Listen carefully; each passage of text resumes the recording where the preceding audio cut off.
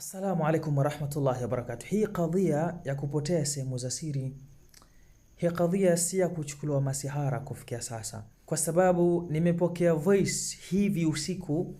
Mzungumzaji wa voice hii ni imamu wa msikiti Masjid Hijra, Abu Salman Ishaq. Ni imamu wa msikiti Msambweni Bomani, msikiti unaitwa Masjid Hijra, na ni mwalimu wa tahfidh, pia anafundisha watoto Qur'an.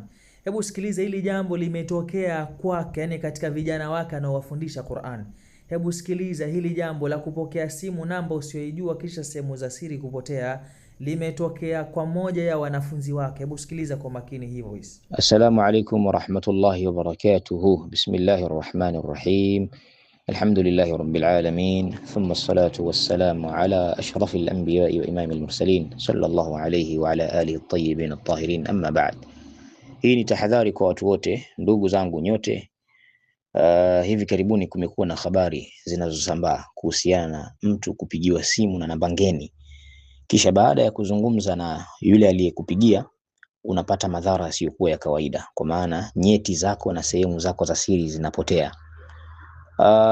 Watu wengi wanadhani kwamba habari hizi ni za uvumi na ni za kutafuta umaarufu, lakini leo nimeona ni vyema kuwatahadharisha kutokamana na tukio ambalo limenifikia hapa markazi kwangu moja kwa moja, muda huu, leo hii, saa hii, wakati huu tunaozungumza, qubaila al-isha, ikiwa leo ni siku ya Alhamisi, June tarehe 11.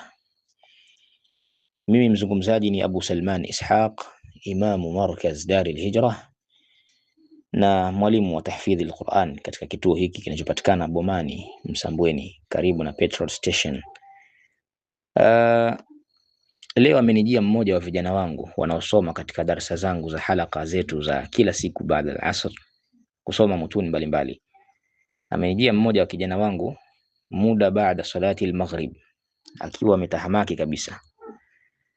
Ananiambia kwamba alipigiwa simu na namba ambayo haifahamu. Baada ya kuipokea ile simu, akazungumza, akamsikiliza yule mtu, akajaribu akazungumza, lakini yule mtu hazungumzi kitu.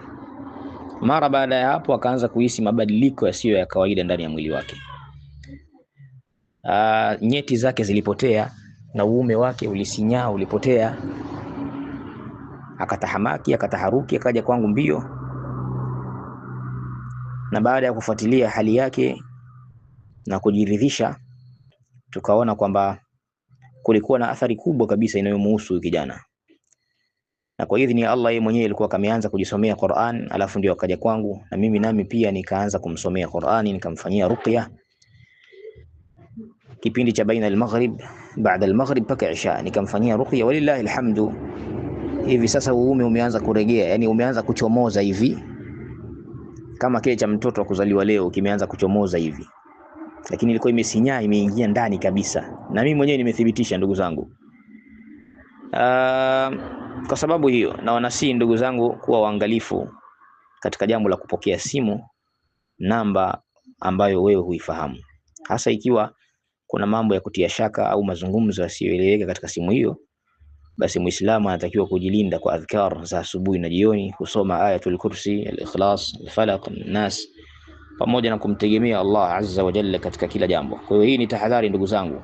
Allah tunamuomba azza wa jalla atulinde dhidi ya shari za mahasidi, wachawi, waovu na kila ambaye anawapangia ndugu zake Waislamu ubaya. Namuomba Allah azza wa jalla, Allahumma ihfadhna bihifdhik wakla'na biriayatik wasrif 'anna sharra al-ashrar وكيد الفجار وحسد الحاسدين وسحر الساحرين ومكر الماكرين.